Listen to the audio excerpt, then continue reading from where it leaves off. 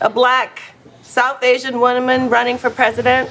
The best kind of propaganda is propaganda that's invisible to us, that we don't even recognize, the institutions of entertainment.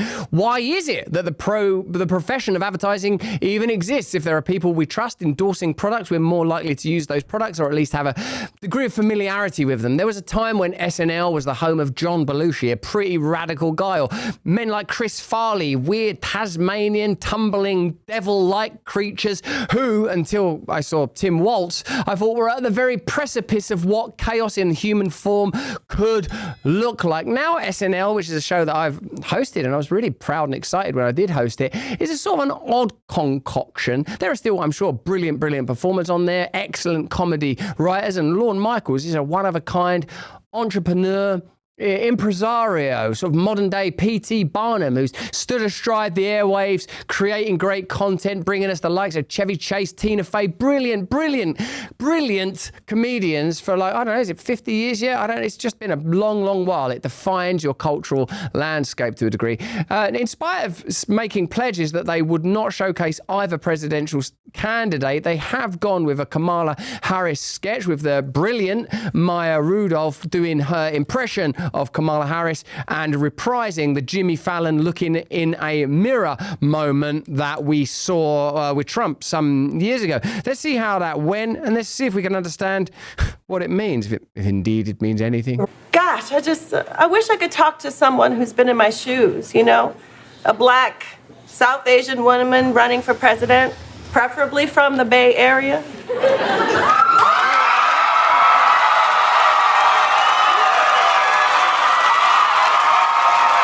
Interestingly, the audience were able to see Kamala Harris before they cheered, right? They're in the studio. So they're cheering on cue. In a sense, what that tells you is almost everything you need to know. We have been coached to have a particular understanding of particular candidates, and if you want to take it beyond candidates, visual semaphores or sigils. The SNL audience know to cheer when they see Kamala Harris. They've in fact been briefed and told, cheer. Now, I'm not suggesting there was only one in the audience, this being a sort of a metropolitan New York audience that didn't want to cheer. But contrast that with the moment on Colbert, where Colbert said to the CNN anchor, you know, we come to CNN because we know it's unbiased reporting, and the audience laughs. I know you guys are objective over there, that you just report the news as it is. I'm a comedian. I'm a live comedian. I do live work with audiences. Sometimes the audience react in ways that surprise you, and you always learn from that. Often, the audience will behave in a way that you're able to manage and control. What we're experiencing in this election is the mass manipulation by, both sides. I'm not claiming this is a unilateral or bipartisan issue. That is the function of election campaigning, to help you to decide for you what you believe in. What reality do you want to enter into? Which particular magic kingdom of beliefs are you willing to consent to? When an audience cheers on cue, that's not about the sight of Kamala Harris, by the way. It's not that she was concealed and became revealed. That would be information as well, and you would assume that with that audience, the same as if when Trump comes out of UFC, you don't have to tell the audience, hey, listen, Donald Trump's coming on in a minute. But it would tell you something if Donald Trump was already in the ring and then the audience all cheered on cue. What would that tell you? It would tell you it was constructed. It's a constructed moment. The whole Kamala Harris campaign has had to be constructed because they had to pivot from Joe Biden when his ineptitude was publicly revealed, and I mean that with all due respect to him as an older gentleman. They had to pivot to a candidate they clearly didn't want and that was in that office for reasons that I imagine you can probably deduce yourself. Now, with the Trump campaign and phenomena, the word phenomena is an accurate one because it emerged organically. When Trump descends the escalator in 2015, a lot of people, myself included, let me know in the chat if you were one of those people that thought in 2015, this guy's going to be president, then you're like, I ain't met many people that will even make that claim. It wasn't until the debate started and he started knocking off Jeb Bush here and undermining little Marco there and lying to Grow. You're like, this guy is unbelievable. And and then no one thought he had a chance against Hillary. Bam, she's gone. That's why people are curious about 2020 and the record votes for Joe Biden, more than Obama received. That's why people are curious about that, because Trump, I'm not even talking about, I'm talking about the aesthetics and the phenomena. This person represents something. He represents something very powerful. In the same way that a squirrel can represent something powerful, Donald Trump, and, you know, there's jokes available, low-hanging fruit for the haircut and squirrels. If you want them, you can do those jokes yourselves in your own mind. I've bigger fish to fry myself, bigger garbage trucks to drive. He represents a certain emotion.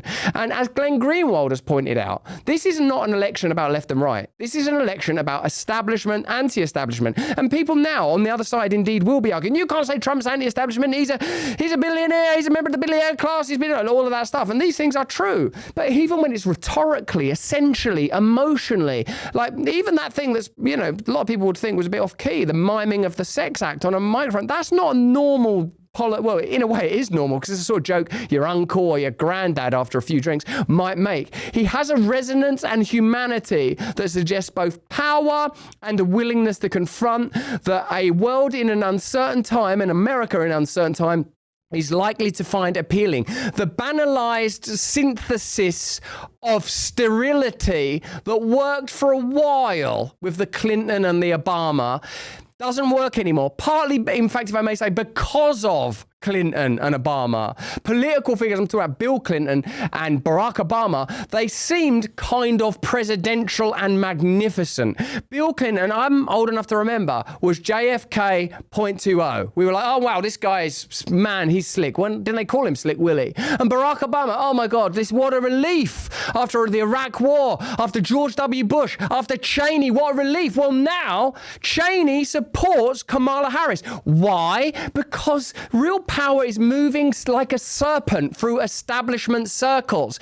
And all they've got left in the establishment now is lies and propaganda. That's why when Trump, in his offhand way, says something like, yeah, you know, she wouldn't want to face bullets, meaning people that advocate war are unlikely to be willing to confront and be in war. People that are saying, yeah, we should get over there and it's our duty to protect Ukraine. And yeah, hey, Ukraine deserves to be protected. But people that you sense have closer relationships with Lockheed Martin, Raytheon and Boeing, who make donations to their campaigns and often to them personally, than they do to their electorate, when advocating for war, ought be held to account.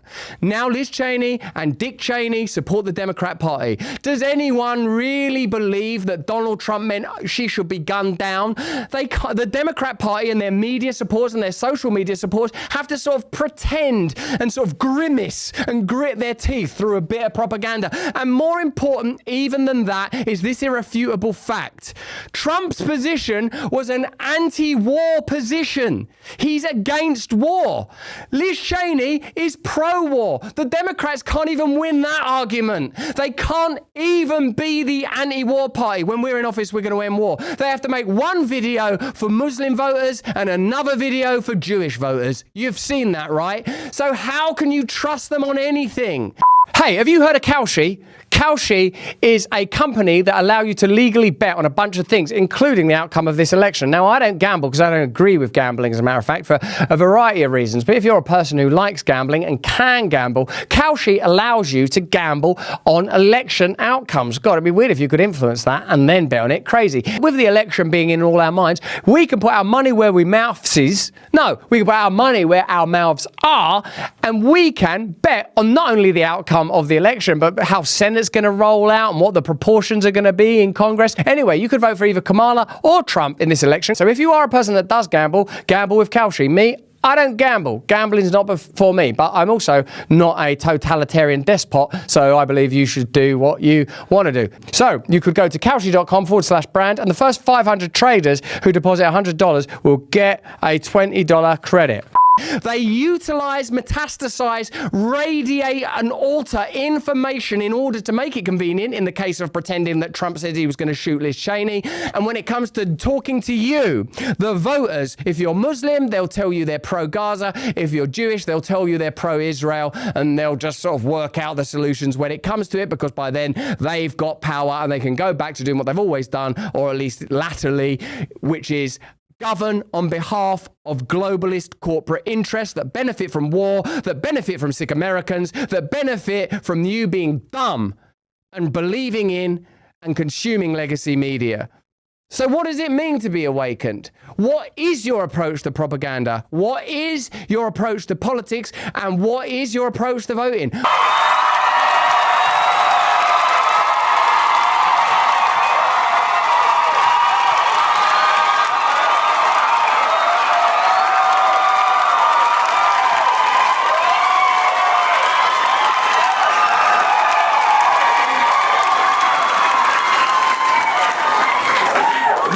Both, sister. It is nice to see you, Kamala. It is nice to see you, Kamala. And I'm just here to remind you, you got this. Because you can do something your opponent cannot do. You can open doors.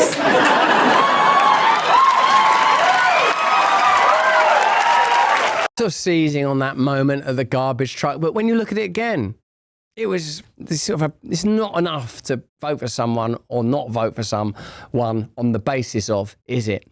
What we're living in is a time of propaganda, deception, treachery, and deceit. And in a sense, I would say anything you could do to minimize the intervention both of the state and of global corporatism is the decision you have to make. Our friend Schellenberger, friend of the show, says the producer of Saturday Night Live had said previously that neither Harris nor Trump would appear on the show because of election laws. Yet last night, about 60 hours before polls open, he put Paris on the show in a warm and humanizing sketch. He and NBC violated the equal time provision of the law.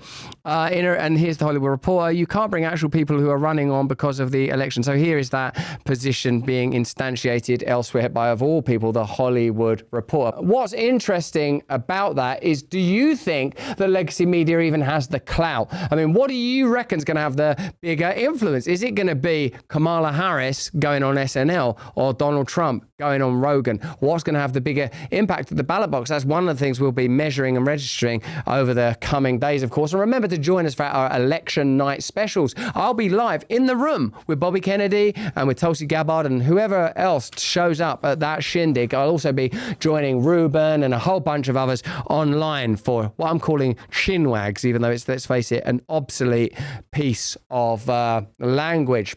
Hey, thanks for watching. If you want to see more uncensored content where free speech can flourish, join our live stream. Click the link right here to watch the next video if you want to, or become a member of a growing movement. Download the Rumble app and you'll be informed every time we make a new piece of content. Stay free.